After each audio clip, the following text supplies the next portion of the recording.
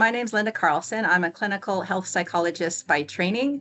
I work as a professor in the Department of Oncology at the University of Calgary in Alberta, Canada, and I've been doing that for over 25 years. I'm both a clinician, so I offer direct service to people with cancer and their families, but mostly a researcher, and I also train students. My area of research is psychosocial oncology broadly, but more specifically within that, looking at complementary therapies and integrative therapies such as mindfulness, yoga, different mind-body therapies, how they can help people cope with symptoms and side effects related to cancer. Yes, thank you for the opportunity to introduce myself. My name's Brian Kelly. I currently work here with the University of Calgary in Canada as the head of the Division of Psychosocial Oncology and medical lead for provincial lead for psychosocial oncology in this region of Alberta. My background is I've trained and worked in Australia for many years and have worked as a psychiatrist, trained as a psychiatrist, working as in clinical and academic work over the years, with a strong interest in the psychiatric and psychological aspects of physical illness. That's been one of my interests throughout my career, and particularly in the area of the psycho-oncology and palliative care. So I work both clinically in those areas, but also have a research and education interest. I've been closely involved with International Psycho-Oncology Society over those years, and it's been a great pleasure to provide the role as co-editor-in-chief of the journal with Dr. Linda Carlson, my colleague.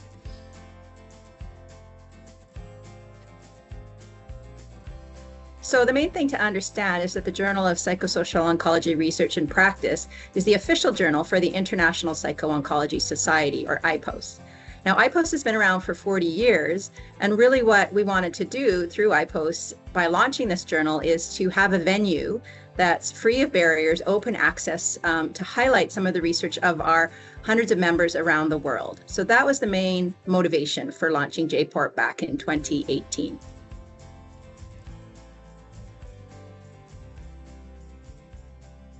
We're very focused, of course, on research that addresses the psychological and social aspects of cancer in all aspects of cancer, from cancer prevention, cancer screening, through to treatment, diagnosis, cancer survivorship at all stages, and through to end-of-life care or palliative care in cancer. So it's the full spectrum of psychological issues that impact on cancer and the care of people with cancer. This includes, of course, patients, families, community-based research, population health research that addresses key psychosocial issues in cancer. We're very broad in our reach and scope. We're very keen to hear from authors, researchers, clinicians working in lower middle income countries. That's a very important focus for us as a journal which aims to have a global reach, but also to represent the areas of the world that are and remain significantly impacted by cancer, and to focus on some of the disparities around cancer globally, so that we're a vehicle for promoting and supporting the important work and hearing about the important work that occurs in those regions. We're very keen also to hear from our early career researchers. We see this as an important vehicle for researchers at all stages of their career, but particularly for our early career researchers to be disseminating their work and being published in this vehicle.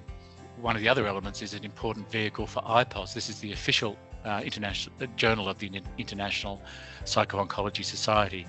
So it provides an opportunity to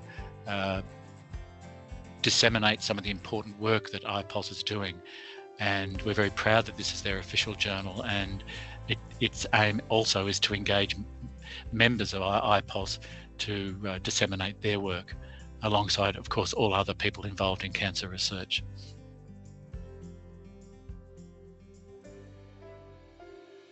And we really want to encourage people, again, from all over the world. IPOS members do get a larger discount in the article processing charges.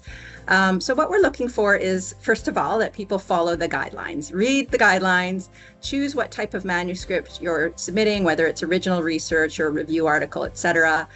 Carefully look at the types of format, the sections we're asking for, the length, all the required paperwork. It's frustrating to get a submission that's not in the proper format or the right length, that kind of thing. So just make sure you're, first of all, following all the guidelines that are right there on the website for authors.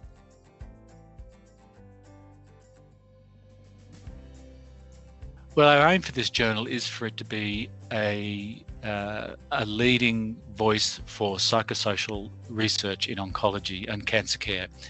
And as the official journal of the International Psycho-Oncology Society, I think it then provides a very valuable vehicle for researchers and clinicians to disseminate their work, not only among the IPOS membership, but more broadly across the cancer research community and the people involved in psychosocial research generally. As an open access journal, I think that's a real asset here, and that it ensures rapid dissemination of your findings, particularly with that broad global reach that I've mentioned. We're a journal that aims to be responsive to authors, provide constructive feedback, encourage authorship from areas of the globe that we might not normally hear from. An example of that is that we've recently had a special collection of papers from lower middle income countries, which enables us to hear about some really excellent and fascinating work that's done in those regions that we may not otherwise hear about. So I think for people who are keen to reach a readership, an audience of people working in psychosocial oncology, to disseminate their work to practitioners and other researchers, and to be part of the initiative of the International Psycho-Oncology Society, this journal, I hope, is one that people would see as a really valuable point to or place to send their work.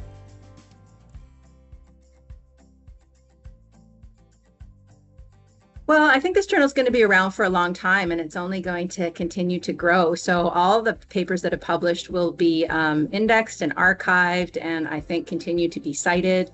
For example, I mentioned the 40th anniversary collection that had experts and leaders in the field of psycho-oncology from IPOS publishing their reflections on the first 40 years of IPOS. And I think those kind of papers will become classics, and the journal will continue to grow both in reputation and in scope.